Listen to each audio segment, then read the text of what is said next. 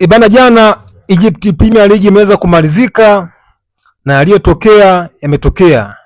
Zamalek, Piramidi na Ahli wote walikuwepo uwanjani wakikamilisha mechi zao za mwisho kabisa.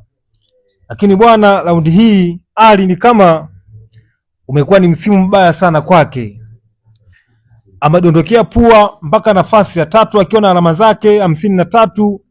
Juu yake ni Pyramid FC akiwa na alama 54, lakini kinara aliyechukua kombe ni Zamalek Sports Club ambaye amemaliza akiwa na alama 56.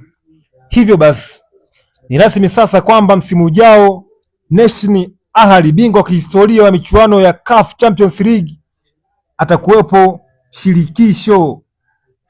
Taarifa ipo hivyo, msimu ujao Ahli adondokea pua mpaka shirikisho, kwa hata kuwepo huko na kina Azam kina Singida au kina TRA kama kifuzu. Lakini kwenye upande wa Champions League mara hii bwana, Ahli imeshindikana. Amemaliza ligi nafasi ya 3 akiwa na alama 53.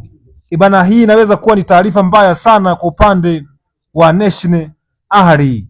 Tuambie bwana, wewe huko uliko umepokeaje taarifa hii? Kumbuke National Ahli sio kitoto, ana makombe mengi kweli kweli, lakini raundi hii anaangukia pua mpaka michuano ya kombe la shirikisho.